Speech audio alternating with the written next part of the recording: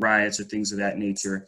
To open up the open mic session, which would be a chance for people to share their thoughts on changes that they would like to see in the community. So we're going to split this into two parts. We're specifically going to talk about Mayor Wheeler's 19-point plan at a separate section. So we'll reserve this first part to just talk about police reform, however you want to call it. Maybe it's not reform. Maybe you want to see other changes or things of that nature. So we'll do that. But we're going to start by hearing from a number of individuals, a couple distinguished guests to kind of center this conversation. And I believe 3 of them are on the call. We're going to start with Senator Lou Fredericks. I want to thank him for being here. And then we'll go next with Dr. Markeisha Smith. And then I believe Donna Hayes is also here as well. So I just want to thank them for being on the call. Senator, you're up first. And thank you for being here. Sure. Thank you for inviting me. I appreciate that. I've been spending. Hello, that's my senator. Hello, Ann. I've been spending an awful lot of time on Zoom calls around this particular issue, around these issues. I think that, and I just for those who I'm promoting it, I might as well sort of toot my own horn. There's an article that I just wrote for an op-ed for the Tribune that just came out just this afternoon. So you might take a look at that as well to give you a sense of where I'm coming from on these issues.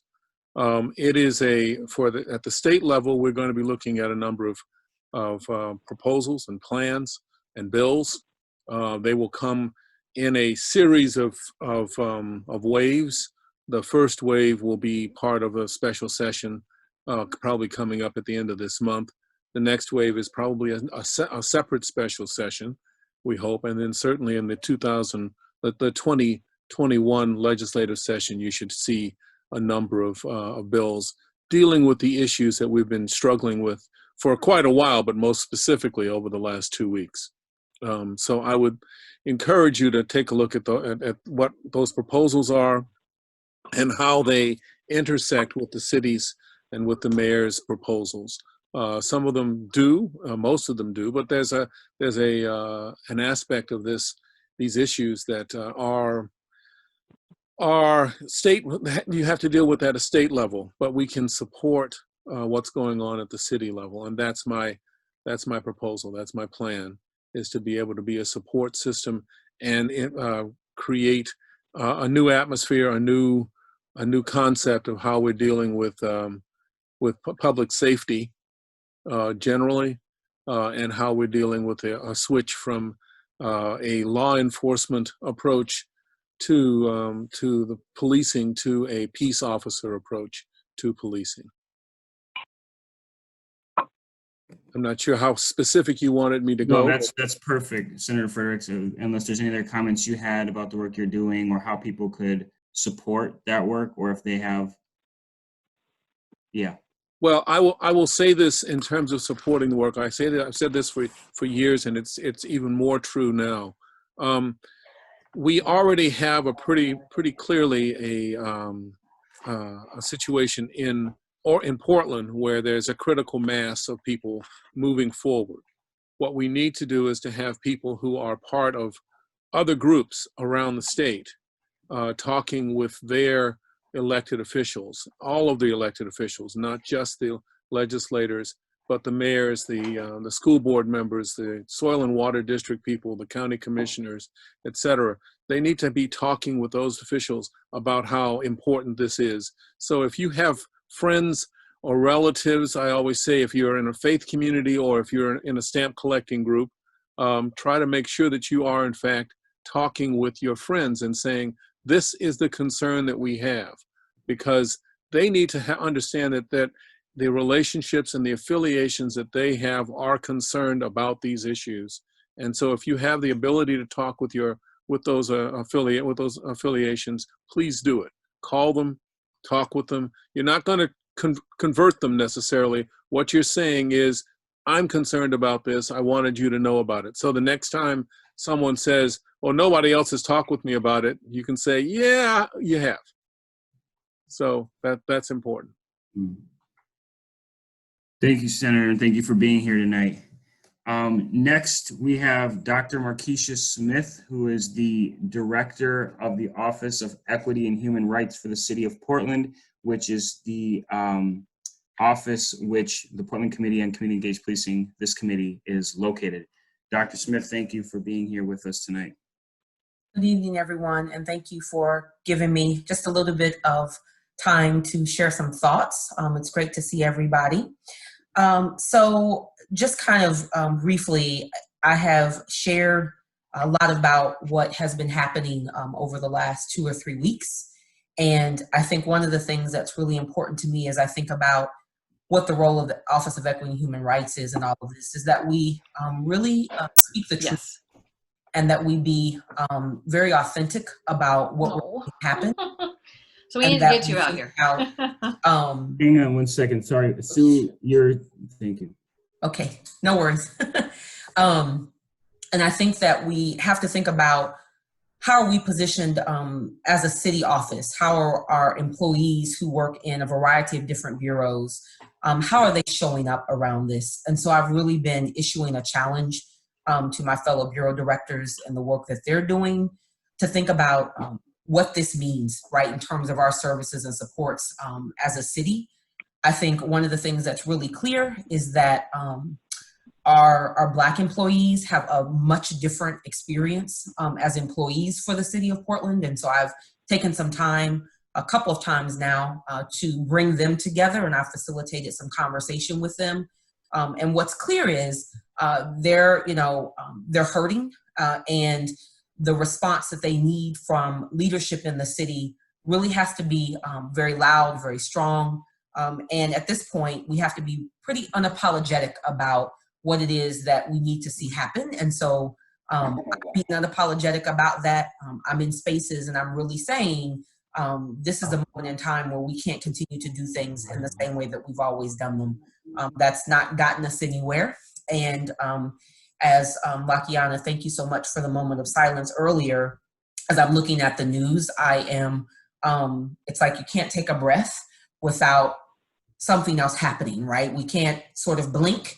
You open your eyes and there's something else that's playing out before us. And these things have been happening, right? These atrocities have been happening since the history of our people in this country.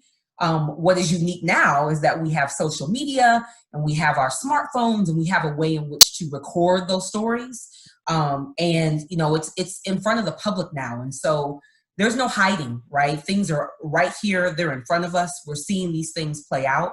And so if we don't take this opportunity to heed the call, then you know, this work is in vain. I know for me, who, you know, I show up and this is personal and professional for me.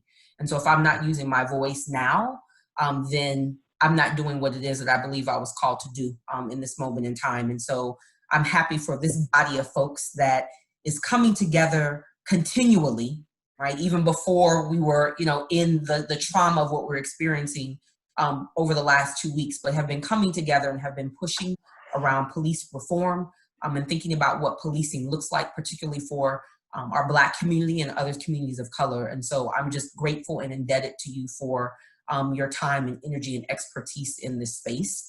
And I want you to know that our office is willing and able to help you in whatever way, shape, or form we need to. So that is my commitment to you. So thank you. I'll leave it there.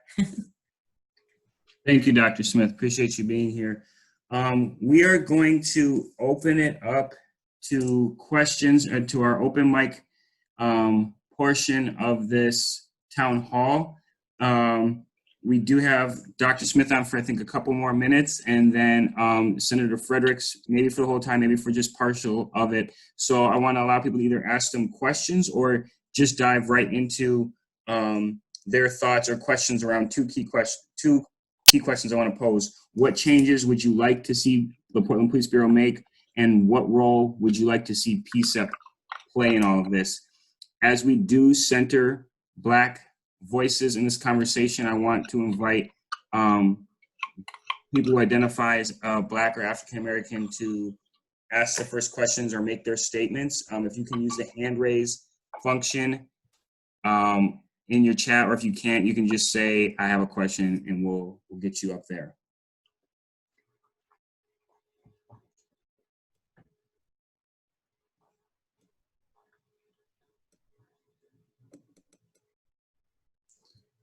Okay, I see Zainab has a question. If you want to unmute, you have the floor. Hi, thank you. I thought you said that Donna Haynes was going to speak, and I was just waiting to see if that. Yeah, I don't think she's on the call unless she is. I don't see her on here. We were Okay, hoping to well, speak. my name is Zainab Folk, and I'm actually a native of Portland, Oregon, and I found out about PCCEP through Donna Haynes' Facebook page. And I came just to see, what was happening in Portland. And I guess perhaps I missed something in the beginning, but you introduced the co-chairs of this committee, and are they actually both men or male co-chairs?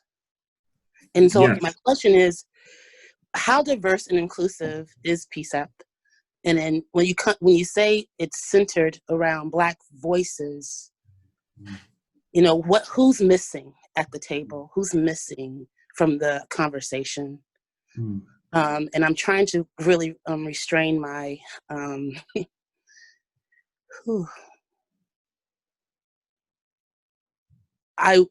Speak your truth. I struggle with this because my truth is of a Portlander who was a part of the Black Liberation Movement and protesting policing back in 1980s. When you talked about Lloyd Tony Stevenson, understanding, that to me was my first understanding of someone being killed by the police. And so I struggle with this because while I don't live in Portland, I do work and I contribute to my community. And I'm wanting to, have others participate and understand more, but I wanted to check out PCCEP first before I don't want to bring more trauma to others. And so I just wanted to learn more about PCCEP, but I also wanted to just see, have you guys done your own internal check? Values are great, but when I don't see equity, when I don't see, diversity and inclusiveness, especially I want to see Black voices. I really expected Donna Haynes to be here, just share her truth, because she was the one who brought truth to me and understanding that this group actually exists. So I share this because I really want to see change, but I also want those who are stepping up as leaders to push that change and actually do it in a very methodical and practical way, I guess. Thank you. Thank you for sharing that really important question. I'll let Andrew jump in here in a second and answer part of it, but the short answer to your question, Black women are missing on this committee. We had a Black co-chair at the beginning of this committee, and when she left, there was, I want to say, 3 Black women on this committee when the committee started, and there 3 or 4, and they have not been replaced.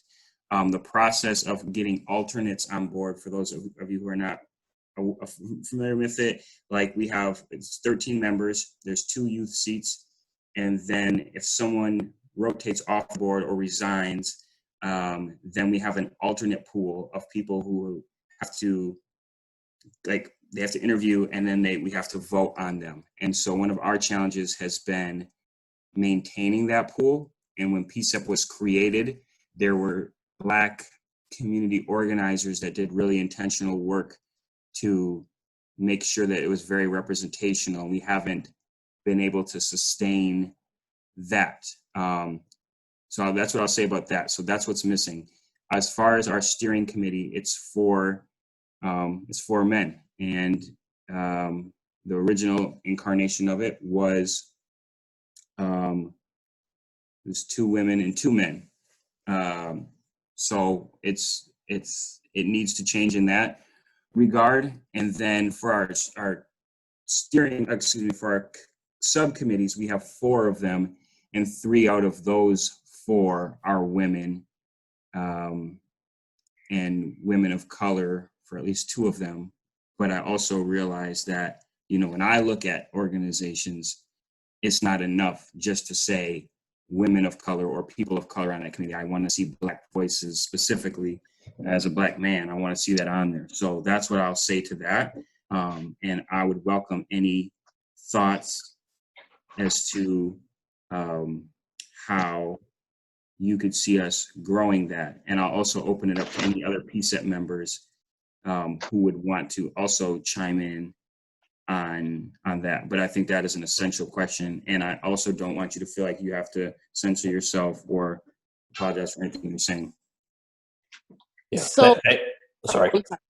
can I say Go ahead. Of course. as a black woman and a person who was raised and grew up and went to school in Oregon, college, graduating, I know there's a lot of Black women who would love to be a part of something if it's open to them, if it's accessible to them. So I guess for me, start there, make it accessible, provide it to those out there who could be also interested. Again, I learned about it just by chance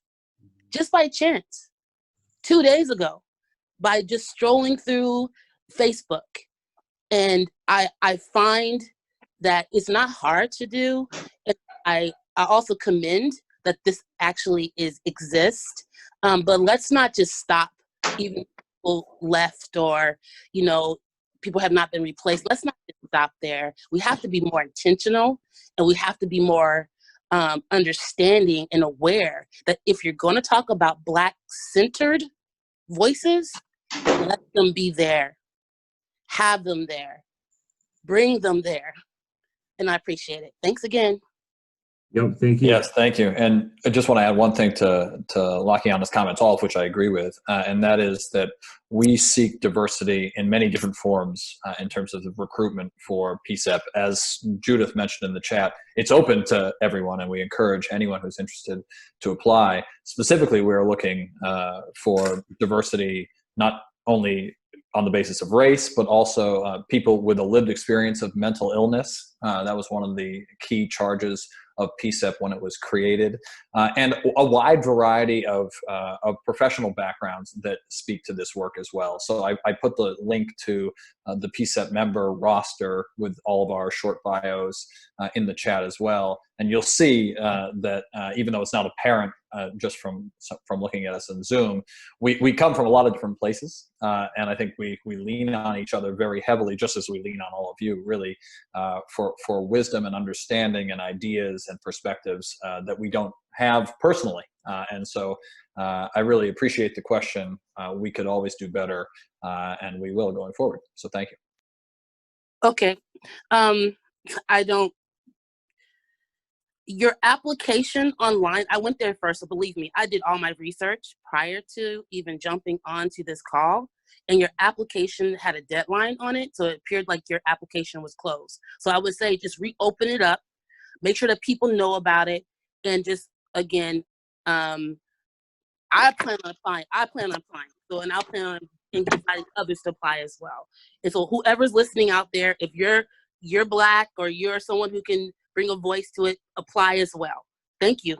That's great. And yes, thanks for pointing that out. We will make that change right away. Awesome. Okay. So by the way, so if you're just jumping in, we're reserving this front end space for Black community members to be the first to ask questions or to either PCCEP or about the policing in Portland, or to our 2 guests, Senator Fredericks and Dr. Smith. I see Mims has a hand raised. Mims is the Executive Director of the Coalition of Black Men. So Mims, thanks for being here. Oh, thank you for inviting me. I just wanted to reiterate and really focus in on what the caller just said, because I think to a certain degree, what she said was a little bit dismissed with Andrew.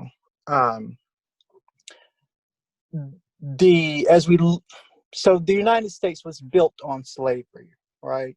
it accumulated its wealth and its power through the abuse of Black bodies. And when you look at policing in the United States, without a doubt, the people who are affected the most by bad policing are Black men. And so I understand that white people are diverse. No two people are the same. And we have different experiences. I think that society needs to hold spaces more for Black people until Black people are fully included in it.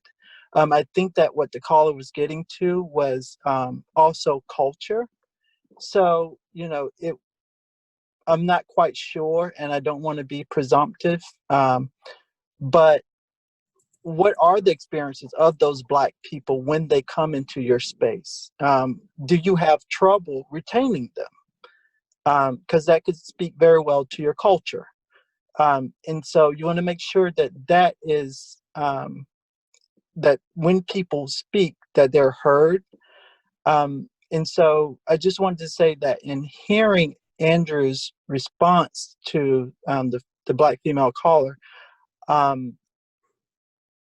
it seemed a little dismissive. And I felt like, to a certain degree, it was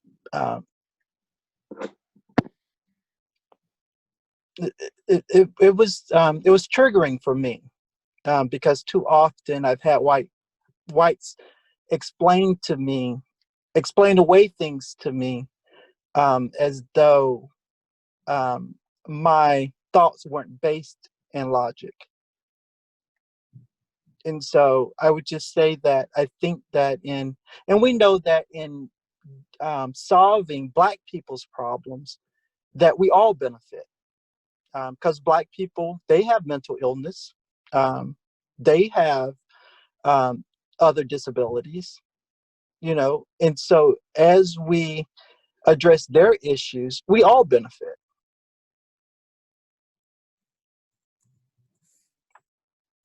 And so that's all I wanted to add. I appreciate you. I appreciate that. And again, I was only adding to what Lakiana said. I fully agree with Lakiana. I think it would be great if we had the type of representation that we had at the beginning of PCCEP. I think that was really valuable.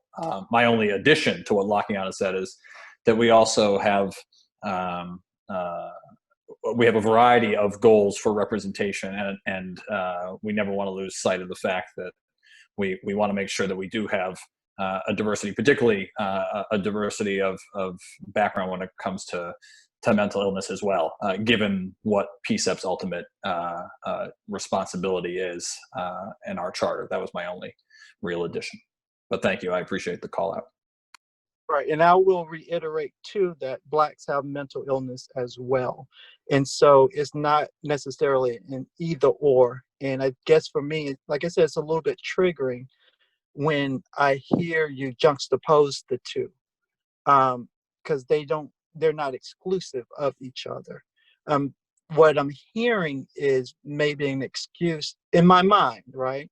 I'm not quite sure what your intent is, but I think the result is making more room for white people, by saying, mentioning mental illness as a separate category, when we're talking about Black voices.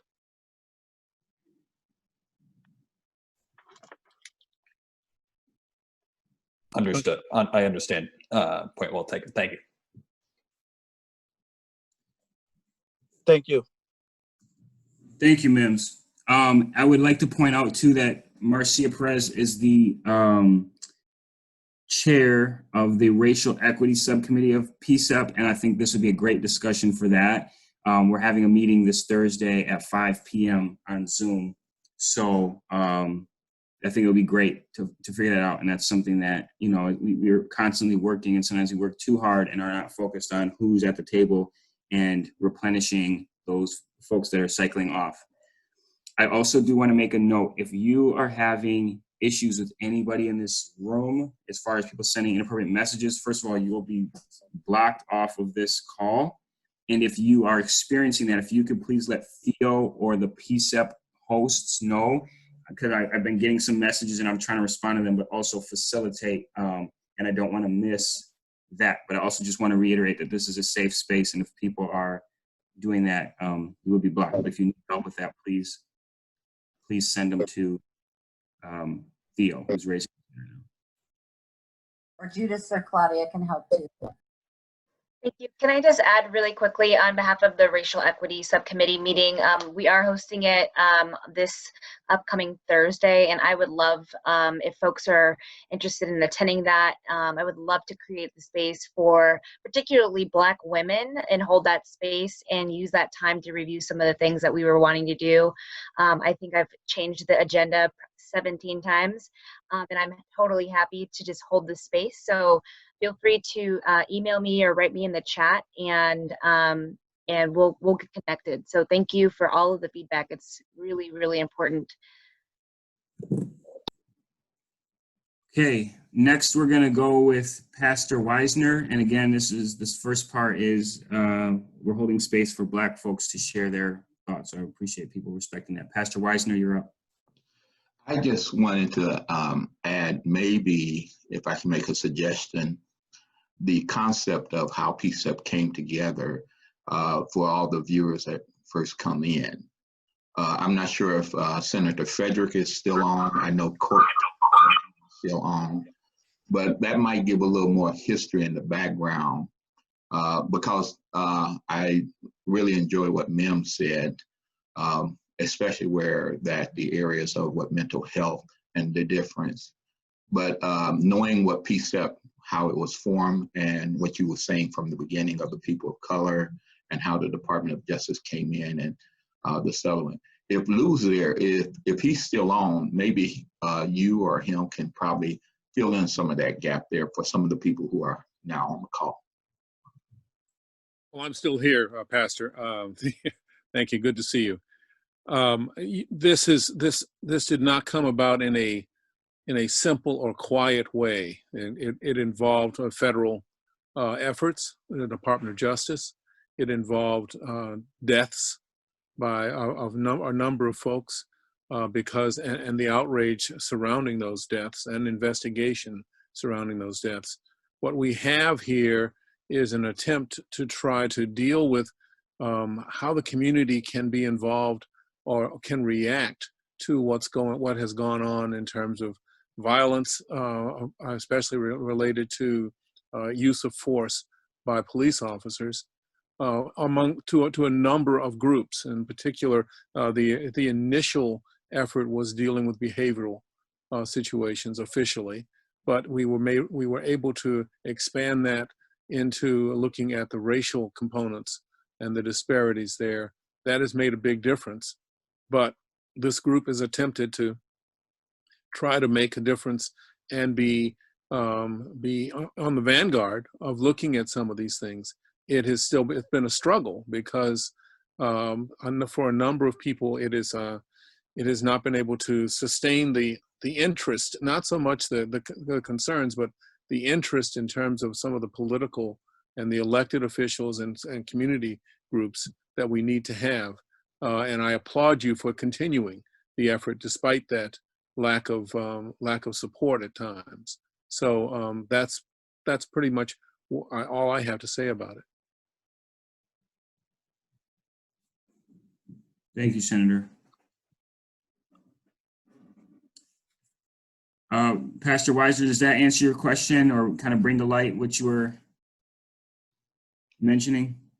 It does. And again, I was thinking that as the history and where it was, a lot of people may not know, those who have joined on the meeting today, how and what it is that this group is really working toward. And I again agree with Senator Frederick. Appreciate all the turnovers of people who have put in a lot of time this is still a lot of work to go forward.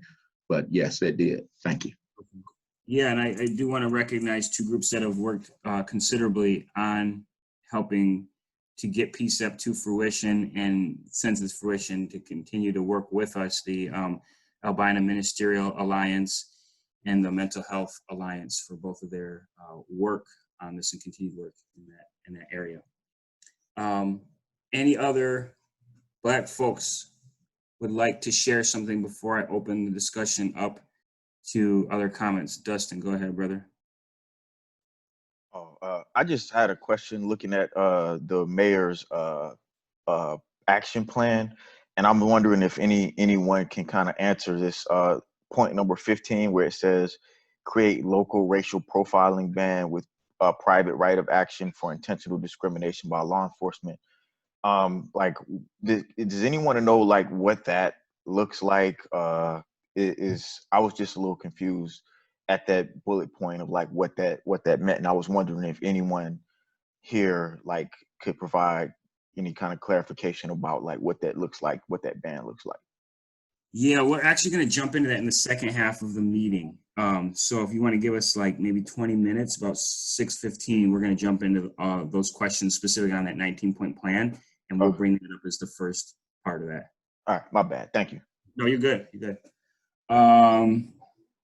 Other folks, Black folks who want to share thoughts, and then we're going to open it up to the rest of the community.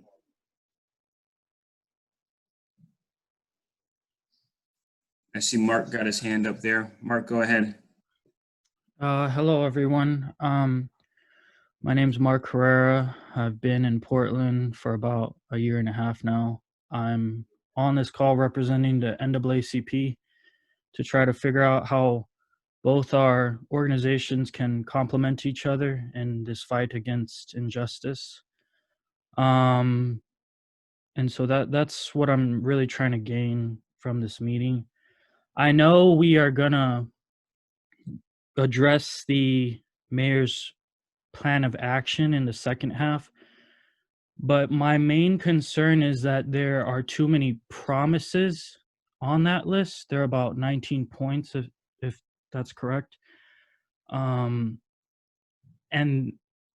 as organizations, I think we really need to be careful on how to best track each and every of these promises to their fulfillment. So that's just my only concern with this plan, because it is a plan, and unfortunately plans tend to change a lot, and we have to be vigilant at this time because he put his name on this plan, this mayor, so it's not a contract. You feel me? It's not a contract whatsoever. So that's my only fear, is that there's going to be a lot of backtracking.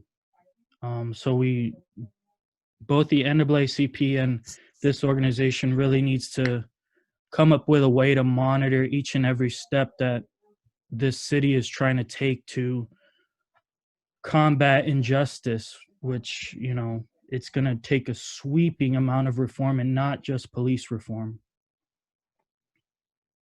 Thank you. Appreciate that, Mark. And we'll dive into that again. I think that would be a perfect conversation with the NAACP. I know Marcy has been working hard to involve more community organizations in that. So I think that'd be a conversation to follow up with her on. And yeah, appreciate that. Other Black folks, last call before I open it up. And this is the general open mic session. We're going to have a whole part dedicated to the 19-point platform that Mayor Wheeler had put out. Okay, let's open that up to folks. If you can please use your raise hand function. These are comments, questions, thoughts. The two pieces that I kind of framed around it are what changes would you like to see the Portland Police Bureau make, and what role would you like PCCEP to take in that? I definitely appreciated hearing the internal questions, that reflection back on us that were raised earlier as well. So if you have thoughts on that, feel free to share that as well. But if you can use the hand raise function, or if you can't find it, just say, I have a question, and we'll get to you.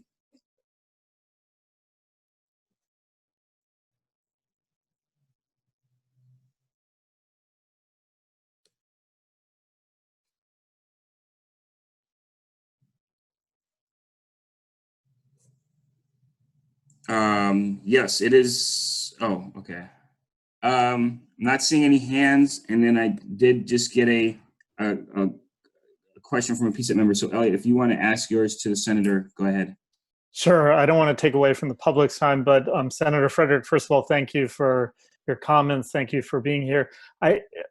Portland Cop Watch has raised to us on PCEP some concerns they have about the arbitration bill, and I'm not as familiar with it as either Portland Cop Watch or obviously yourself, but one of the problems they talk about, according to them, is that the bill only applies in cases where the arbitrator agrees misconduct occurred.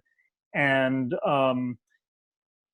the reason they say most firings are overturned in serious cases is because arbitrators do not agree with the findings. So I'm wondering, is that the case? Is that still the true about the bill in the legislature? And if so, is there a way to deal with that problem? Well, let me just say that I think I disagree with the interpretation of Cop Watch on this particular bill. So I mean, we can have that longer conversation on that. The bill is, it's clear to me that it is a bill that folks have been concerned about, and the support for it across the state. Remember that the bill passed unanimously from the Senate twice. That particular approach, and believe me, there were enough people who came forward. If there had been a loophole like that within it, we would have heard about it quite a while ago. We did not.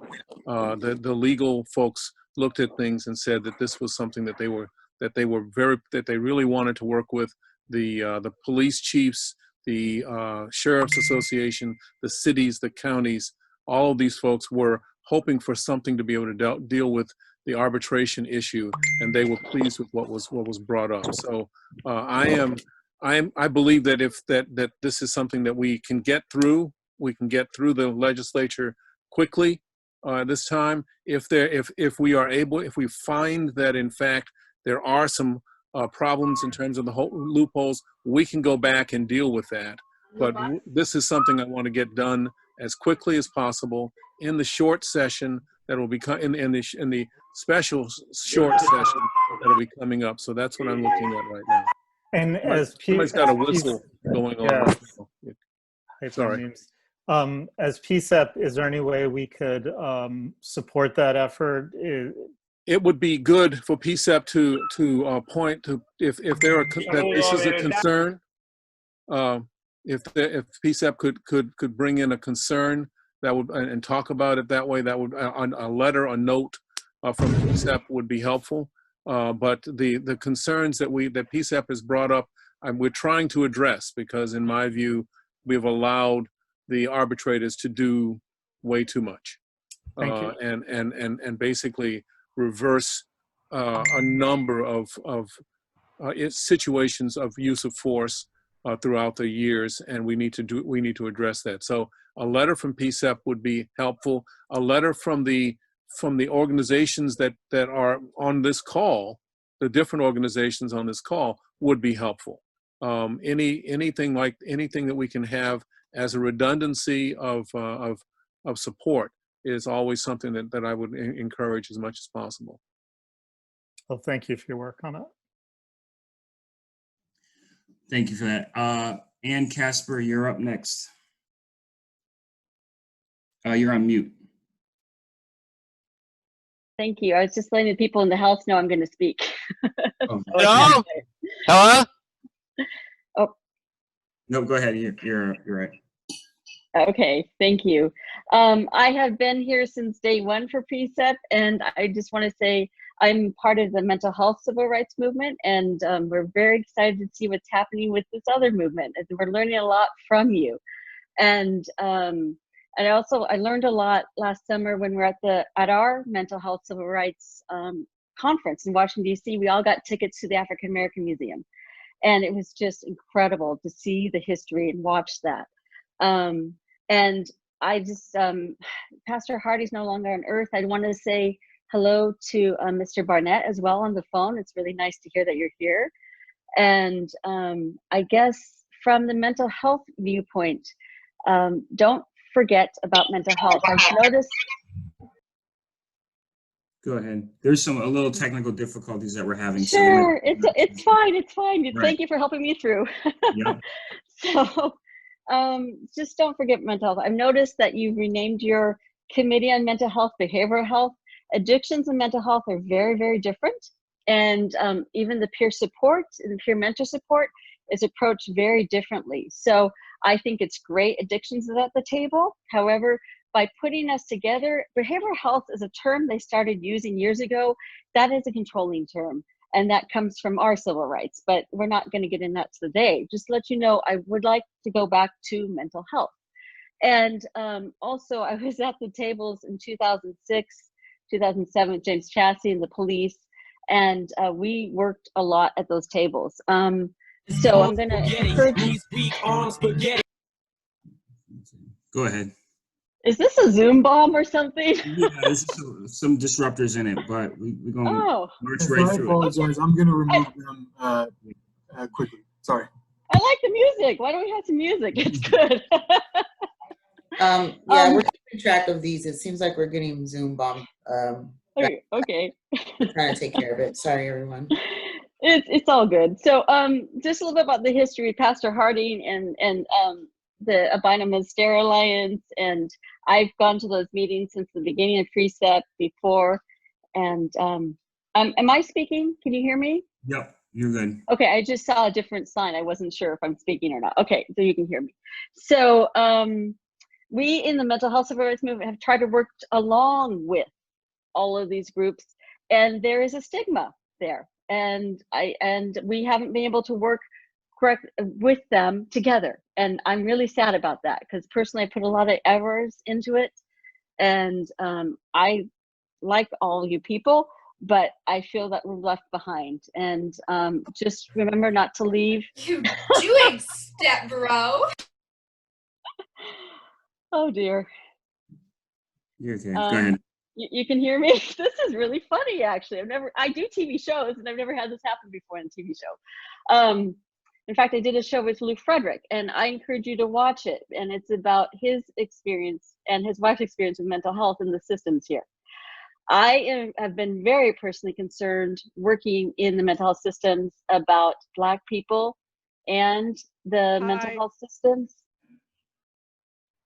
Go ahead. Okay. Maybe I should just take this up later sometime. But no, we want you to continue and finish your thought. Okay. Thank you.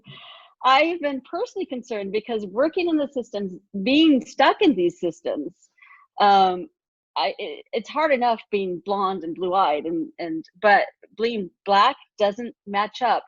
I learned last summer at that conference there was a whole workshop on the racist background of psychiatry. I had no idea. So we have to be very careful with mental health and look forward. There's some Black mental health things that have come up in Portland, which Able Gordley Center, things like that, which is really good. However, it's not enough. When I am inpatient, when I work inpatient, when I'm inpatient, I watch my fellow Black peers, and that inpatient treatment doesn't match them whatsoever, is what I've observed. That's something to think about. Is the treatment healing? How do we all heal? And are these systems built to help Black people heal? Are these systems built to help any human heal? So looking at the systems, please, I encourage you, go back to mental health. Please go back. Don't forget us. And I know, speaking again, Pastor Harding and other pastors, at the first PCCEP meeting, the mental health people, we were not allowed to speak, even though it was about mental health. Bob Jundeff, the lawyer, was allowed to speak. What Bob did, he wrote to us. He said, what do I say? I know I'm not a peer. I know I'm not you. What do I say? We were given 5 minutes to speak. Everybody else was given a long, long time. Mental health and Black do go together. We all need to heal. So I encourage you, don't forget that. I see it's being forgotten. I see it being pushed back. And we were actually the people who was it COAB? So I wasn't part of that, but they had mental health groups actually vote on the COAB, who was going to be the COAB. And all of the people who are in the mental health groups and advising City Hall at that time said, don't hire any of these groups, they're not going to work. And guess what? It hasn't worked. And then watching the mental health. And we have about 30 more seconds for your comments. Got it. So no, oh, thank you. I mean, do I get some more music in there too? I'm joking. So I just want to say, and also I have called, what's her name, who started this meeting? I'm sorry, I forgot. With Claudia? Beginning of the, no, the beginning of the meeting, she was talking. I'm forgetting her name. Oh, Amy? No. Judith Mallory. Judith, I have called Judith Mallory 4 times in the past month through 823-4000. I have not got a call back. So Judith, if you could please call me back. I'm not sure if you're receiving my phone messages or not. It's about Yeah, PCCEP. I'm not. I'd Ann, so appreciate thank that. you for mentioning You're it. not. I just I'm not I didn't gonna. know. I'm sorry. Well, I've gone through your phone lines. I didn't know. So if you could call me, that'd be great. Great, and I'm gonna send you my number through the chat box. Okay, and also part of the ECIT training, I got a half hour of that to be in the police training, the peer movement, the history of the peer movement, and the history of us. So the police actually, it's great that they're getting educated, and the only people who are our allies, honestly, at City Hall for mental health are the police. It's so interesting to watch that. So as you're going on to the mayor's things like that, the mayor doesn't have anybody who's been in the systems at the table explain whether black or white about mental health. So please get us at the table and get us paid, because we can't afford to do this anymore. Thank you. I appreciate your comments, really do. And we'll have time to follow up with those with folks. I see, I got your hand. Can't pronounce your name on there, but Jay, go ahead. And just for everybody, just try and keep your comments to about 2 to 3 minutes. If you need a little bit more time, just for your own sake, go ahead. But just so we can make sure to hear everybody. And Ann, thank you for sharing again. Are you talking to me or somebody else? Yeah, Jay, you're up. I didn't get your I'm first not name. Jay, I'm Mike. I'm sorry. Okay, Mike. I just switched to It's Mike Schumann. Anyways, Ann, can you move? Oh, there we go. Perfect. Go ahead. And I just have a fairly quick comment to Lou Frederick, because I'm with Portland Cop Watch, and we are not opposing the bill that you have in the legislature. We just would like to see it somewhat stronger, because it doesn't cover a lot of arbitrations where the facts got reversed by the arbitrator. Well, thank you. I appreciate that, Jay. Mike. I'm Mike Schumann. You've got it's listed on the thing as Jay Shuey or something like that. Jay Shuey is my wife's computer. I switched. Okay, I got it. Thank you. I appreciate that. That's great. Good to know. And we can adjust that in the future. I want to make sure that we get this particular bill through, and then we can begin to look at other things. But the momentum right now is such that we can get something accomplished. I want to do that. It was stopped in the past by way of some, it was stopped in the past on a number of ways, but I think we can get this done for this, and I appreciate Cop Watch saying that. That helps a great deal. Thank you. Okay. And that's not an official reaction because we haven't had a meeting, but I'm sure it will be. Oh, thank you. And let me say 2 more things and I'll get off. There are 2 more things that, from our perspective, at least from mine, need to happen. One is the police discipline guide, which I think is part of the reason that arbitration can't be reformed further is in the police discipline guide. There's a lot of language in there. And the other one that I know Dan Handelman really wants to do is the CRC IPR, the police review board. We would like to see that get some teeth so they could actually subpoena witnesses and have some effect. Let me speak quickly to the discipline guide. The bill itself is set up to make sure that the discipline guide is part of the contract, and that is negotiated so that we understand just what discipline will be taken given particular situations where people have violated that. That's part of it. Some of the fight that we've had in the past has been whether that was going to be included in any negotiations, and I think it should be. The other thing, of course, is I'd like to see those negotiations open, but that's another bill altogether. And the second part, I'm sorry, I forgot the second part that you were talking about. Citizens Review. Citizens Review Board. It is one of the, pardon me, it's one of the list of bills. There is a cluster of bills that is related to police accountability. That is one of them, to find a way to support and allow a strong Citizens Review Board situation to take place across the state. That is also something that you're seeing, by the way, at the federal level with a number of bills in Congress. But the problem with the bills in Congress is that most of the bills that are being proposed in the House will probably pass. But when they get to the Senate, they won't even be considered, because that's the way that McConnell is running things. So we have to try to do some things at the state level. That's one of the things I hope we'll get a chance to do at the state level. Thank you so much for answering my question. Sure. Appreciate that, both of y'all. Candice from the CRC, go ahead. Hello, everyone. My name is Candice Ellis. I'm the acting chair of the Citizen Review Committee, or CRC. Obviously, we are talking about that because it is one part of the police accountability picture. And PCCEP, the Training Advisory Council, or TAC, and I are all planning on meeting tomorrow to just kind of get on the same page and see how we can be more collaborative on these efforts. Just to comment on some of the things that I've heard regarding the whether the CRC has teeth, as we heard the mayor say. It doesn't, but it does exist for a couple of key purposes. One, we are an appeals board. So the Police Review Board, when decisions get made by the PRB that an appellant does not agree with, they can bring it to the CRC, which is what we are. In a situation where we decide that what is going on, or the decision, sorry, that was made on the PRB we don't agree with based on our standard of review, then we go in and we can challenge that decision. Then it goes to a conference hearing with the chief of police for us to discuss it. And if we agree, then we move on those agreements. And if we continue to disagree, then it goes to city council for a final review. So that's like a very short picture for you all of how that system works and how it flows. In addition to hearing appeals, we're also responsible for advising on policy. And that's something that we're going to be working on more deeply in the coming weeks. We got organized at our last CRC meeting. We have one coming up July 1st. I put the Facebook page in the chat so you can go like it and go see the events.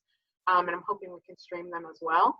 And a big part of that is going to be, figuring out what are the demands that we're hearing on the streets, what are the demands from all of the different organizations that are weighing in on how we can achieve this reform, and then seeing how the CRC can advise on that. These work groups that we have, we just redefined them recently. So we've got a crowd control and use of force work group that is meeting this coming Wednesday at 5:30. We have a policy and outreach work group meeting this Wednesday at 6:30. And then we have a recurring audit work group, which is like doing audits of the independent police review, but we're actually talking about maybe changing that work group to be a recurring audit and a future of accountability kind of work group. So we can talk about, like, again, does the CRC have enough teeth? And if it doesn't, then how do we give it teeth? I bring up those work groups because all of those are open to the public. People, members of the public are encouraged to participate in the work groups. You can help us with this research. And so if you're looking for ways to get involved, those are 3 specific areas on the CRC that you can do that. And again, you can check out that page or look up our website. And yeah, I think that ultimately, I was talking with IPR recently, and I think that the PRB, the Police Review Board, could benefit from maybe a merge with the CRC. Maybe it is that we instead of having an appeals board like, of citizens, we just have more citizens on the PRB, because right now the police officers outweigh the citizens in those decisions. If we can shift that balance, because the PRB actually makes those initial decisions in a lot of ways. And that's something that just recently came up, and is something I'm thinking about, and I think could be a really good first step in having citizens give actual true independent review of the police, whereas right now the appeals board is just, it's one step removed, and by the time it gets to our place or to our board, so many other instances have happened and been, you know, either denied by the PRB, et cetera. So that's just one idea I'd wanted to throw out there that we're talking about. And again, I would encourage you all to come check out our work groups and get involved in that work if you're interested. I'm happy to answer any questions, but just wanted to give you a little bit of a background of what we're doing and how we operate. And you know, ultimately, we're trying to rise to the occasion, just like everybody else is. And I think that the more we can get people to be involved in our work groups would be super helpful for us, so that we can hear these voices directly, and you all can help us make those policy recommendations. Thank you. Thank you, Candice. Appreciate it. Looking forward to meeting tomorrow and more collaboration between these groups. I think it's really important. We have about space for one or two more questions before we shift to the 19-point plan from Mayor Wheeler. So is there any final questions regarding either changes you'd like to see to PPB, the work that PCCEP is doing, the Portland Committee on Community Engaged Policing, or other things that you'd like to say? And we still do have Dr. Markeisha Smith and Senator Fredericks on the line. I see Laura has her hand raised. She will be our second to last question. Go ahead, Laura. Hi, my name is Laura Seaton. Thanks so much for giving us the space to hear this, get involved, and do some great work and be a part of this process.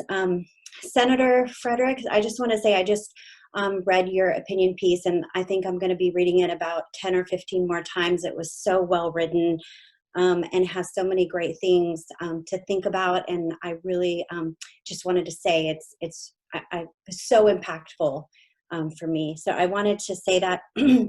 I wanted to also say that I am in this for the long haul, trying to figure out what I can do to be a part of the community and be a voice. I wanted to ask about the notion of officers living far away from Portland and not being in the communities that they police. You know what, I've kind of like taken all of my thoughts and put them, I've like taken everything. I'm like an empty slate. I'm gone from like abolitionist to, I was reformist, now I'm I don't even know where I'm falling, but I'm somewhere where I'm like, none of this makes sense anymore. It's harming people. And so I'm trying to figure out where I stand, and I'm trying to follow the organizations who have been doing this work for 30 or 40 years, sad to say. So I don't want to take up a lot of time. I just wanted to say the peace officer approach, I love what you said about that, Frederick. I think that's amazing. And Senator Fredericks, I'm sorry. Yeah, I've lost my train of thought now that I'm actually here. I just wanted to say that I find it very interesting that the Portland officers don't live in the communities that they police. I think that is so interesting that they're not invested in the communities that they police and that they live in. And I think it's hard to hold someone accountable if they don't get to go out in the community and have their face shown, so that we can hold them accountable for what they do, the atrocities that they've done to our communities. So I would say that I would like to see more officers actually live in the places that they police. I think Laura, that is a number of folks would like that, but as I understand it, there was a court case way back when before I was a reporter, as a matter of fact. I think there was a court case that said that the city could not require officers or employees to live in the city. And it was, as I understand it, it was an Oregon State Supreme Court case. I'll have to look it up a little bit more, but I remember, I remember this because I bought my house from a police officer who was happy that that the case had come through, and he and his family could now move out of Portland. That was his goal. So I remember that because of that. And then later on, there were also efforts to try to give incentives of one form or another, help with mortgages, a number of other things to get people to move in. Now the question has come up is how much, because of the high price of living in Portland, buying a home in Portland, whether police officers could in fact afford that or not. So that's one of the issues that we're dealing with. But as I understand it, it was a court case, an attempt at incentives, and now the concern about just the high price of housing and the high price of just buying a place. So we're going to be looking at that, because you're right. If you know, if you're treating the folks that you're working with as your neighbors, it's a different thing than if you're treating them as enemies or potential enemies or the bad guys that you're trying to catch. So just a second, sorry. I have somebody calling me and the phone was on. So if you can, that's one of the issues that we're going to be trying to deal with, but that's a longer range issue. That's not something that we can deal with right away, but it will be part of the mix. Thank you. If I may respond to, some years back, Chief Moose, and sorry, Senator Frederick, but Chief Moose tried to give the example of that when he became chief here in the city of Portland. And the goal was from the chief was to let people know in the Bureau that it was okay to live in the community when they feared the community so much. There was history where Officer Harry Jackson, him and I went on a ride along one time, and a group of young men were at Concordia, but the community, Concordia University over here, and they're off of in Northeast Portland here, and they got a lot of calls because they seen a group of African Americans, but the officers were afraid to approach them. So when they got there, when Officer Jackson got there, Harry just walked up to the group. Come to find out, they were celebrating their graduation. And the leadership out of there from Harry was to make sure that officers felt comfortable enough just to approach the African American youth or the groups. So there has been a lot said about how that it would be nice, Laura, for the officers too. But as Senator Frederick said, there's been a lot of scrimmage as well. Yeah, thank you very much. Yeah, Harry Jackson is a good example, but so was Chief Moose. He moved into the neighborhood. Everyone knew that he had moved there. He was able to talk with folks, and it made a difference. It made a difference so that you were no longer you were approaching folks and going to their barbecues because you were living in the neighborhood. That makes a big difference, and so we need to be able to address that in some form. I'm not sure how we're going to do it, but that's what we're going to try to do. Well, I appreciate that. And just to end, I think what you said, I think having a list of what is our short-term, or not short-term, but what are our immediate goals, what are our intermediate goals, what are our long-term goals? Because I think I'm getting filled with all this information, and I definitely want to be advocating and doing the right thing. So knowing what I should be advocating for now, interim, long-term, I want to be doing that. Great, thank you. Appreciate that final question, and Senator Fredericks responding.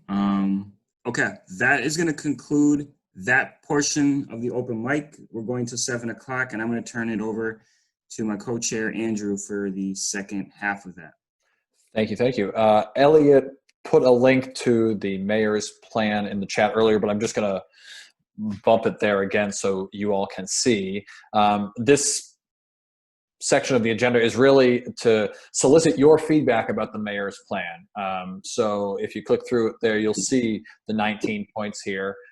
We already have one question about it from Dustin, and we can try to address that as best we can. But I'm just going to quickly run down the list, sort of briefly mention what each of them are, just in case you can't see that link, and then open it up to questions from everybody. So running through this quickly, redirect over $7 million from the Police Bureau and $5 million from other funds to communities of color.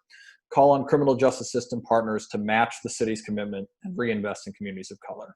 Call for a community-led review and re-envisioning of core patrol services convened by the Portland Committee on Community Engaged Policing, that's us. Hire a third party to review recruitment and retention strategies to ensure that the city's workforce reflects the community it serves. Support outreach and non-law enforcement responses like the Portland Street Response Pilot and the Navigation Team. Advocate for greater access to community-based behavioral health and harm reduction services located in communities of color. Decline the renewal of the intergovernmental agreement with TriMet, dissolving the PPB's transit division and putting transit officers back on patrol.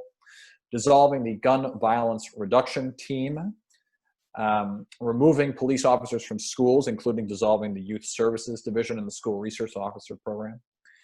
Returning the equity and inclusion office to the chief's office. I imagine that they're talking specifically about the police bureau's equity and inclusion office, but maybe Dr. Smith can correct me if that is mistaken. That's correct.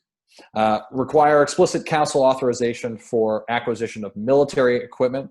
That's consistent with an executive order from President Obama.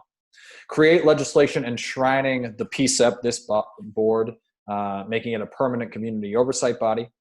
Create local legislation for reforms to the use of consent searches in traffic stops. Ban corduroy constraints, that includes chokeholds as a method of control. Create a local racial profiling ban. This is the one we discussed earlier with the private right of action.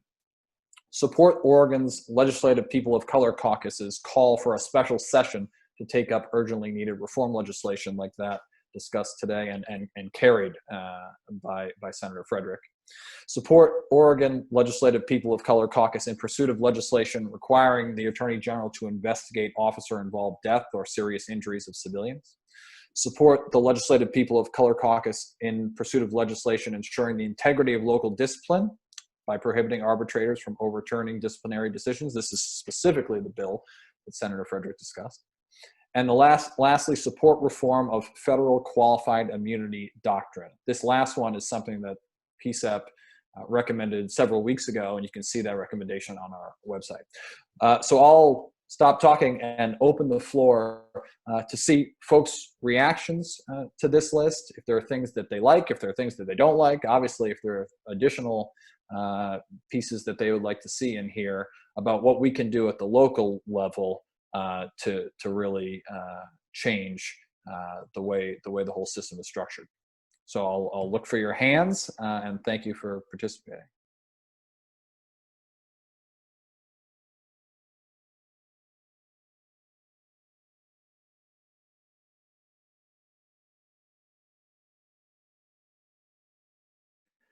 Dustin, do you want to reiterate your question so that folks who might have come on late hear from you?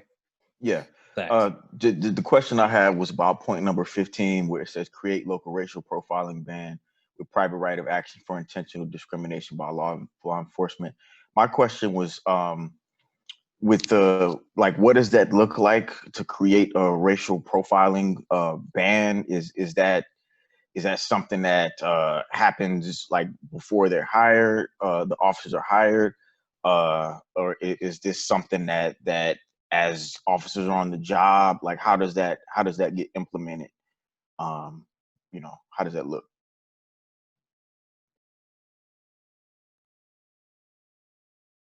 I don't know if anyone from the mayor's team is on, but I'll just mention one thing, which is that right now, under Oregon law, racial profiling is prohibited under a bill that passed and was signed into law in 2015. Similarly, at the federal level, there is a racial profiling ban that President Bush II put into place in the early 2000s. I think what the mayor is getting at here is there's no specific city prohibition on racial profiling by law enforcement.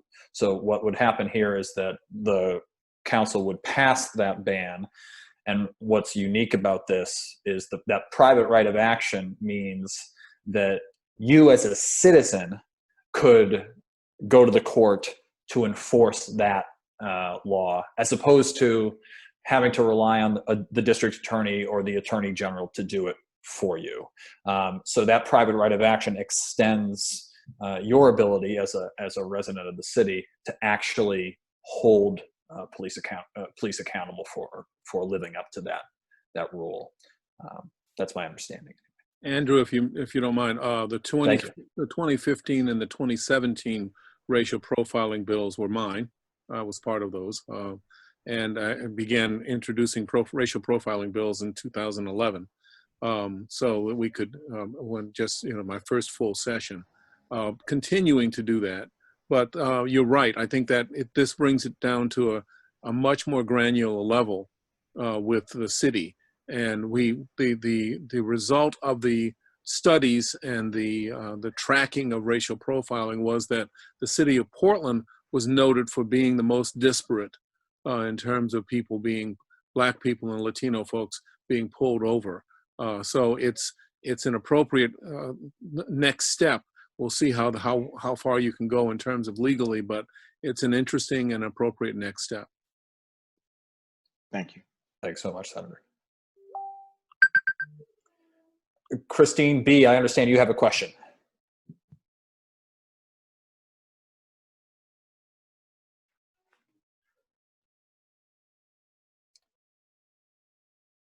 Are you there, Christine? Did we lose you?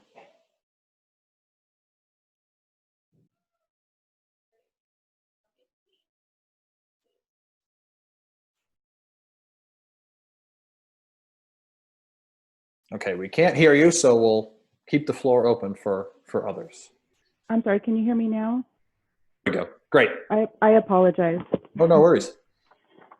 What I was saying was I have some specific questions about a number of items on the mayor's plan. I only got to about 6 before the questions and concerns got pretty overwhelming. I want to share the feedback that I feel like the amount of divestment and reinvestment that he is proposing seems wholly inadequate to the moment. And that I have some concerns about the proposals not being objectionable, or I'm sorry, objective and measurable. There seems to be a lot of vague language that is present. I don't know what advocate for greater access means. I don't know, that was number 6. He talked about in number 2, calling on criminal justice system partners. Again, I would like to have more specific understanding of who he's speaking to in these situations.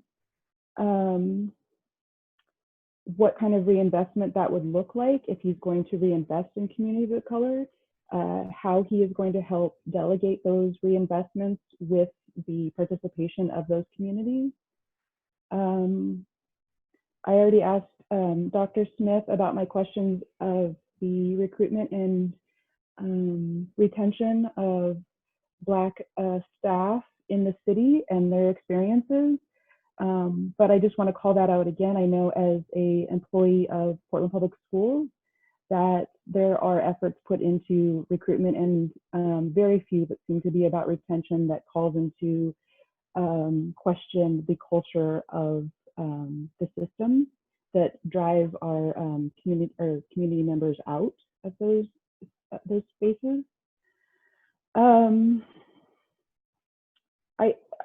I guess I have a lot of concerns about the vagueness, and I'm wondering if this is common, and this is just me coming to understand how vague these things are, or if anybody who is a member of the PCCEP can help me understand how these can be held to a standard of accountability when they seem very unclear. Thank you. Thank you. And I see there's a question in the chat that also gets at this question of accountability. ZNAB writes, when developed, did these strategies include SMART goals? SMART being an acronym for a type of goal-making process. None of us work for the mayor, of course, who are on the committee, so we can't directly answer that question. And I don't know if there's anybody from City Hall who wants to try, but we'll certainly, if you want us to, we'll share these questions with the mayor and his team, because I do think that the feedback is extremely valuable, and they should hear about it.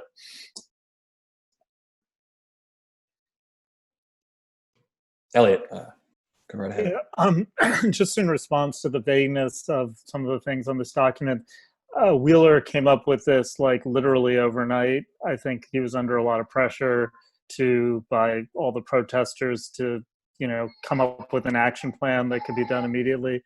And so I think this reflects, that vagueness reflects that sort of, that this was done in a very short period of time. But I would also note that some of the things in here are not clear that they're actually reforms, like ban chokeholds. According to the chief of police, the current chief of police, and other people, chokeholds have been banned in Portland for a very long time. And it concerns me that a reform, that the mayor wouldn't know that. I'm assuming that the chief of police is correct, and from what I've heard, he is correct, but that the mayor would not know in proposing a reform that some of the things he's proposing as a reform are actually policy currently. So I think that there's a lot of work that needs to happen working with the city to clarify, especially the ones from the PCCEP's perspective. There are a couple that deal directly with us. Number 3, called for a community-led review and re-envisioning of core patrol services convened by PCCEP. I have no idea what that means, and the city, I don't think, has made it clear to PCCEP what that means. So I just want to echo what community members are saying, that there's a lot of questions. This document raises more questions than it answers.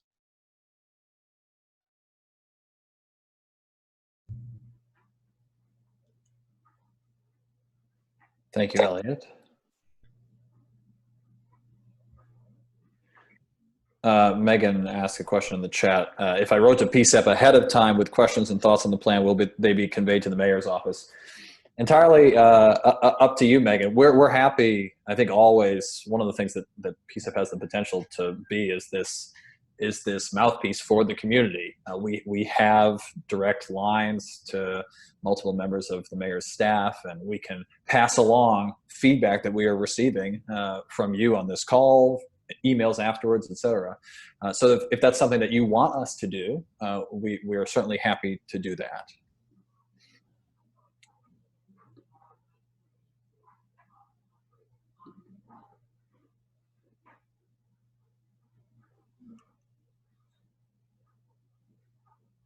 Additional comments from folks on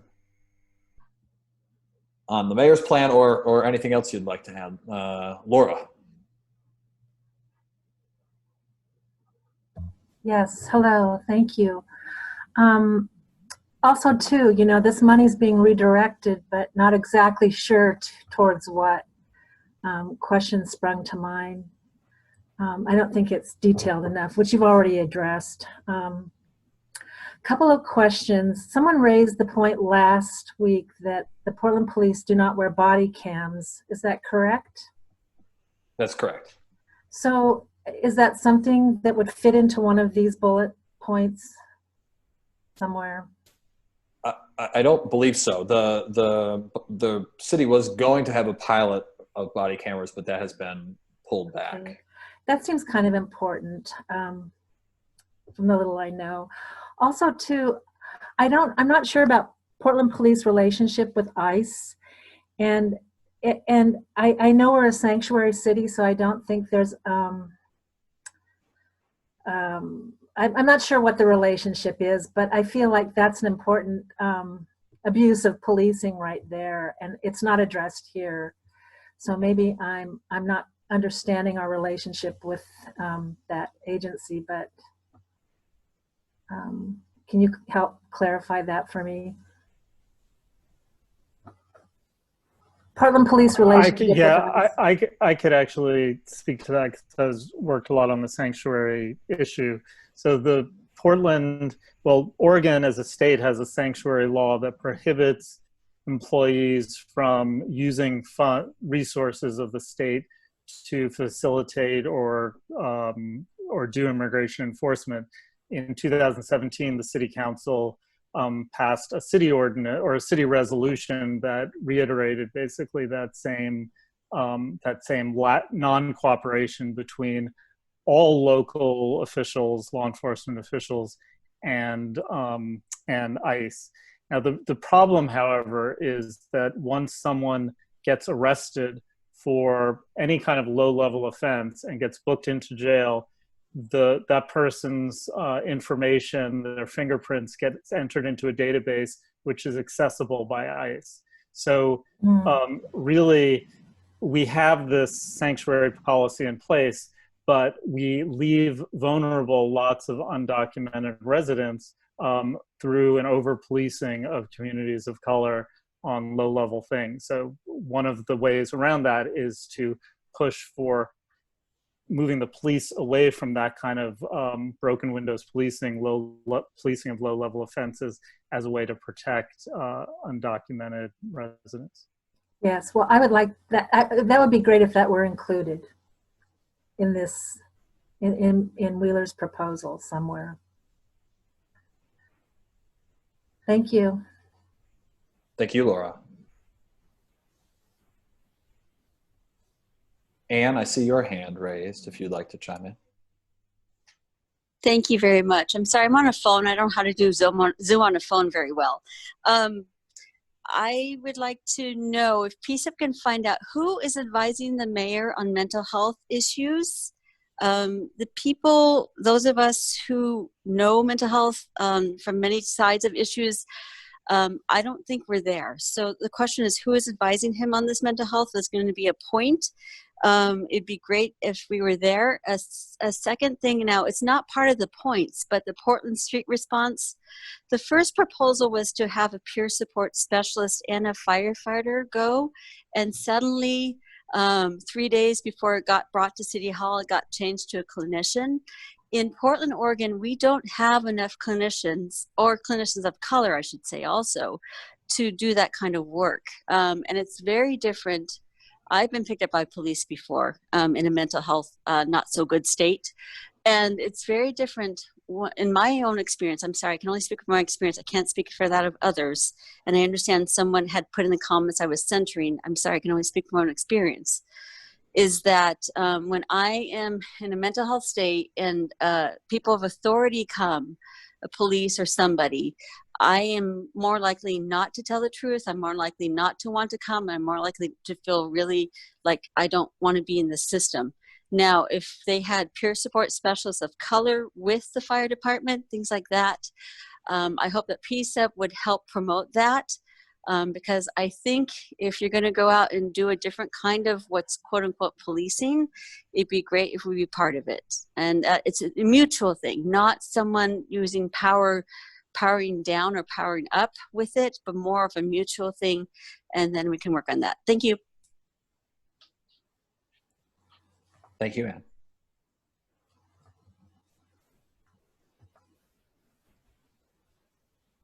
Any additional feedback? Again, either on the mayor's list or any other ideas that you want to workshop here. As a reminder, we will be having our regularly scheduled full PCCEP meeting a week from Tuesday, and we'll have a number of recommendations from different subcommittees that will be up for a vote that day. But we're always looking for new ideas and ways to move the needle. So please don't be shy about anything that you want to discuss in this time. We have a question in the chat, Andrew. Should we respond to that? From Sarah. Sure. So I'll read it here. This is from Sarah Iannarone. Sarah, thank you for joining us. We know that you are very busy running for mayor, having your hat in the proverbial arena, so thank you. Your question is, I would like to know PCCEP's position on the police brutality taking place in the streets each night, shooting demonstrators with rubber-coated bullets, etc., and especially since at least 4 journalists have been either beaten or arrested. Forgive me if you took a position on this and I missed it. So it was last Sunday, that we voted on and approved a ban on the use of tear gas by the Portland Police Bureau, and I'll make sure that that link is in the chat for you to review. We've also had a number of discussions with the police, really dating back to the start of PCCEP, about the use of force, providing them feedback on their use of force policy. We'll have another recommendation again, a week from Tuesday at our regular full board meeting, actually 2 recommendations about use of force in different contexts, the goals of which is to try to reduce the likelihood of force being used on our streets, force that we know historically has been used in a disproportionate way. So while there's certainly much more to be done, and we're, again, like I said, we're always open for ideas, this is something that we have tried to advance during the last year and a half. And I'll get that link in the chat for you. Just to add that it wasn't only tear gas, it was chemical agents, the acoustic devices, as well as flashbang grenades. So trying to get a sort of wide variety of the ways in which protesters have been silenced over the past few weeks. Yes, that's right. Thank you for that, Elliot. Megan.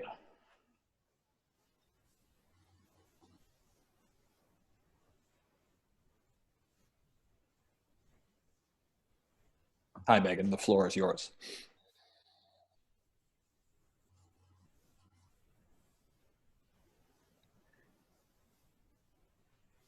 We can't hear you if you're trying to speak.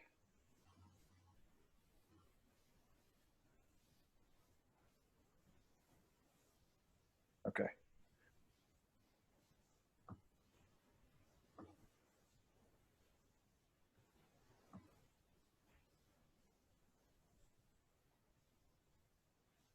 Megan commented and said, sorry, skip ahead. Yeah. I'll fix it. The floor is open once again to others.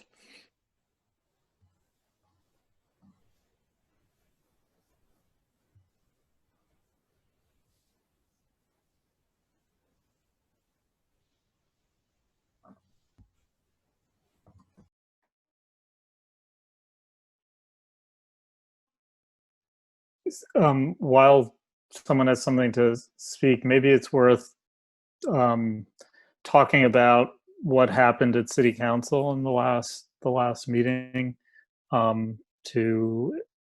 because I think it was confusing for those of us who were listening, and confusing, because there was a lot of back and forth.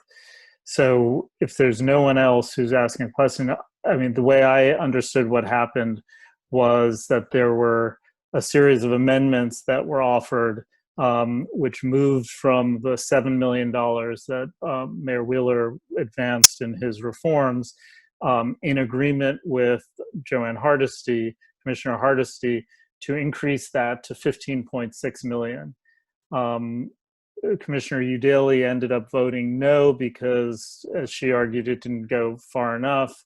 And so the budget did not pass in the last meeting because it was an emergency meeting.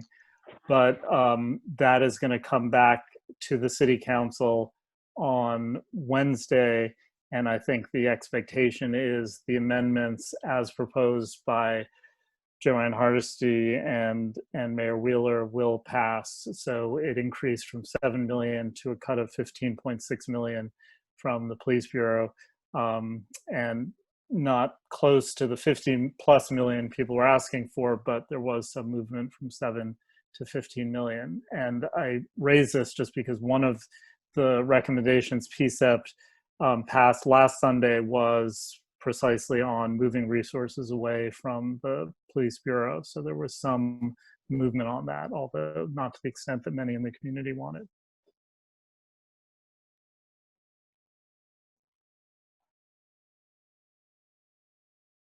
Thank you, Elliot. Yeah, and this was 15 million on top of what each city bureau was already facing, which was a mandatory, I think, 5.5% cut.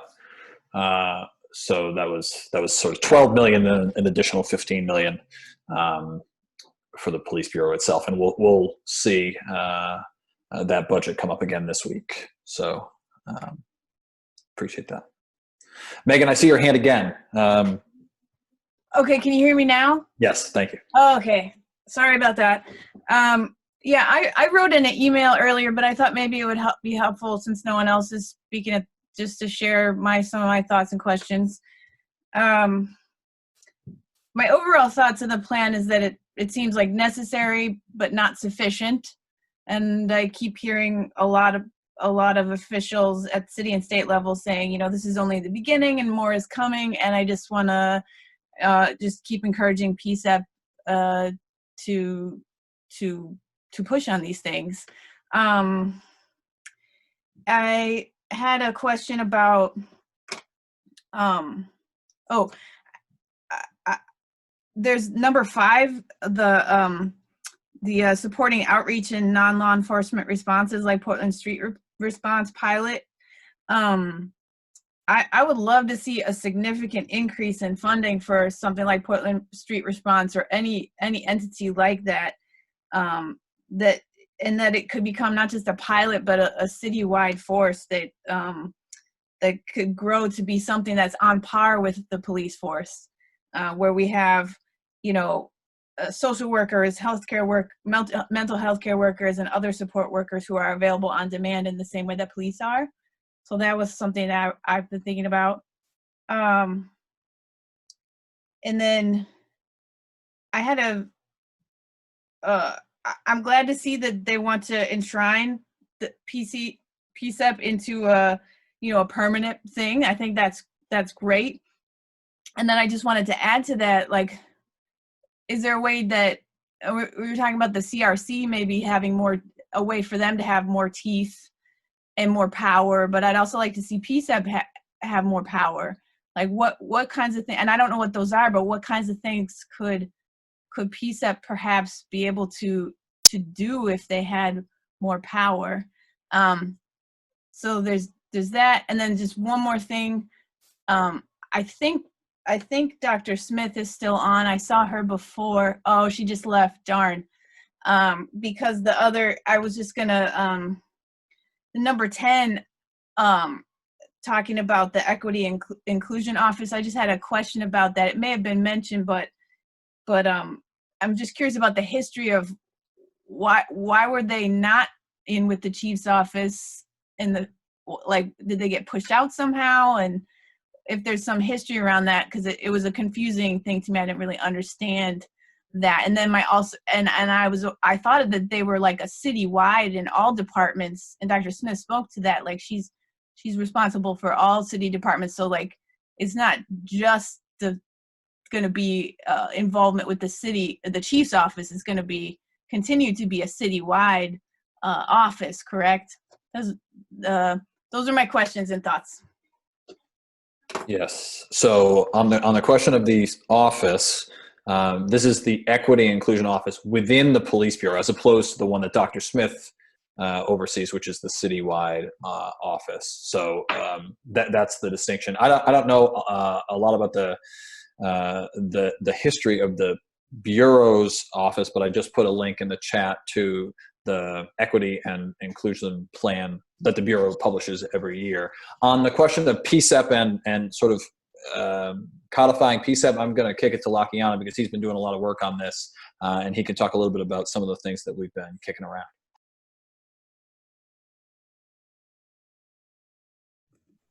Thanks for taking me in there. I was hoping you saw my hand. Yeah, so having PCEP codified by the city is something that we have wanted for a long time. For those of you who are not aware, the committee is currently only is based within the settlement agreement between the city and the Department of Justice, but that agreement is set to expire in June once they've reached a year of maintaining substantial compliance, which is an entirely different conversation in and of itself. And so the mayor's office had reached out to us to me specifically about recommendations of what we would like to see if PCEP is codified based off of what's currently in the PCEP plan and other things that we wanted. And so we're going to use these 9 points that I will read out, and we will make a formal recommendation, as Andrew had mentioned, at the June meeting. But those include, number 1, allowing PCEP to select and appoint its own members to the board. Currently, we can make recommendations, and then the mayor formally makes those recommendations. And he has not gone against any of our recommendations so far. But to fully allow PCCEP to be an autonomous body or an independent body, and I think that there's some ways that could be done. That could either be done by the committee itself, or maybe have some input from community organizations. But at least currently, I like the idea of having the committee itself be able to appoint members based off what it needs. PCCEP have a role in engaging community members to review new cohorts of officers. So whenever a new cohort of officers would be is going to be instated into the Bureau, it would kind of be like jury duty, where PCCEP would then find community members who would then have like a special session with the officers and be able to talk with them and really at one point welcome, but also vet the officers to make sure that they're, really ready to serve the community. For PCCEP, number 3 is PCCEP have a role in hiring all top-level command staff, including the police chief, all the assistants, and the deputy chiefs. We just had an incident a couple weeks ago.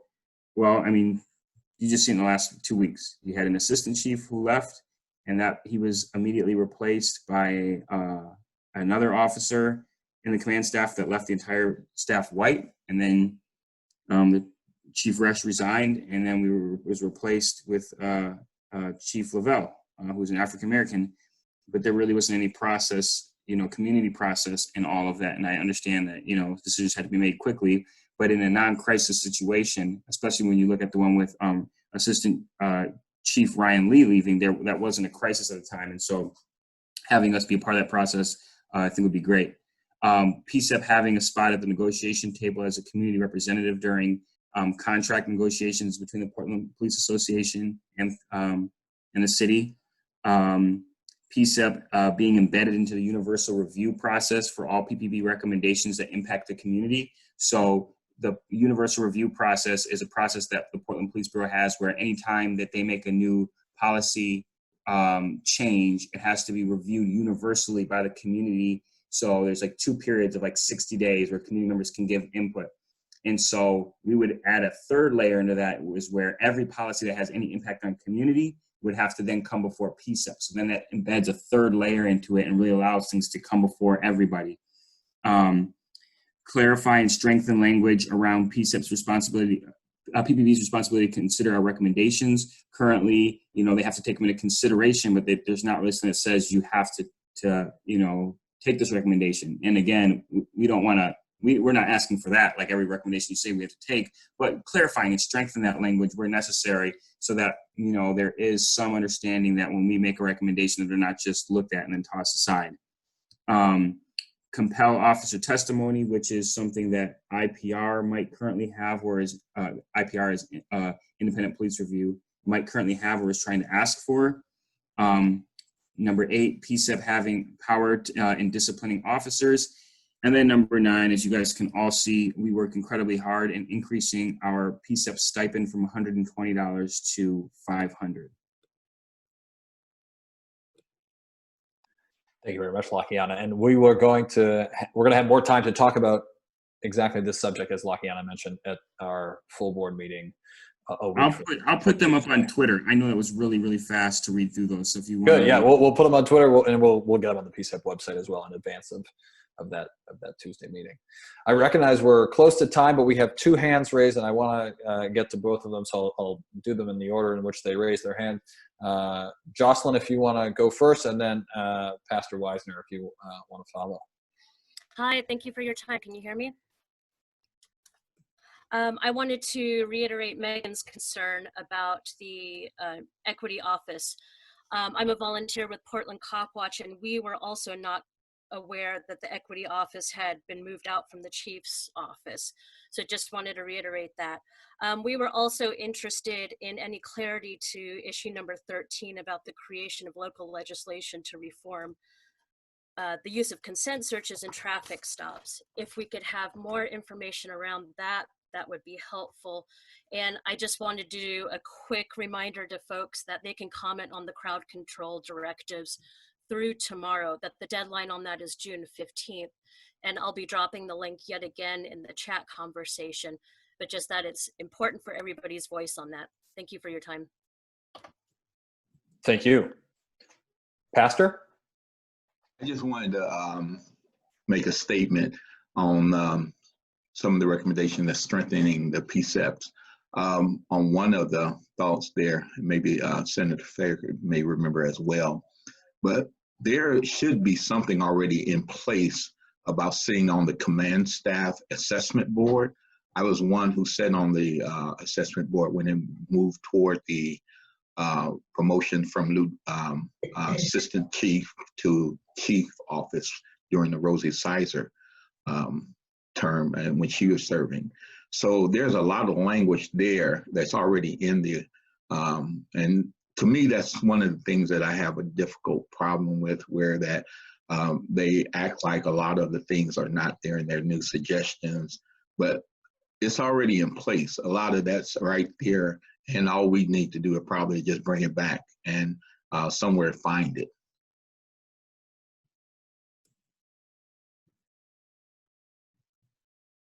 I can't tell you. I don't know that the details on that. I remember that that was set up, although but I think that was part of the DOJ a settlement that they had to do more with it. So I think it was brought up initially and then had to come. They needed to come back. So I would check and see whether it's still in place.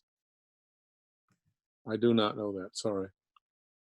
And I just say that because, again, a lot of the work that PCEP is great work that they're doing from the very beginning is a lot of things that were set in place. I'm not sure because I haven't been involved for a while now.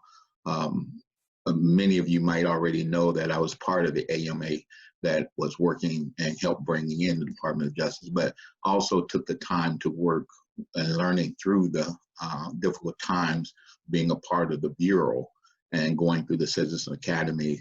And I do know that Kevin Modique, the community policing, Chief Moves, others, made sure that we were really in community policing. And so, yeah, I think there's some kind of language there, definitely. Thank you. Thank you, Pastor. And thank you to everybody who tuned in tonight, and for your thoughts, for your activism, for your advocacy, for your work. It's been a very difficult time, and it's been great to be together apart with all of you tonight, as it has been the last couple of weeks. I'm going to say one more time, we've got our full board meeting for June coming up a week from Tuesday. That will be virtual again, of course, and you can read more about the agenda for that, as well as get the Zoom information on the PCEP website. Lockie, any lasting thoughts before we send everybody off for their evenings? No, I appreciate people for speaking their truth. I don't know if you mentioned having the steering or the co-chairs just maybe drop their meeting, next meeting link or agenda in the chat, because we probably don't have enough time to go through all of them right now. But I would suggest that, and just appreciate people for sharing their truth and listening. And I know for some of y'all that might have been uncomfortable or different, or we did things a different way or held space for people in a way that might have felt different, but that uncomfortability is what will allow us to grow. So I appreciate that. And for our staff that have been helping behind the scenes, working to make sure all this went off, appreciate that. Peace, everybody. Thank you. Good night. Take care.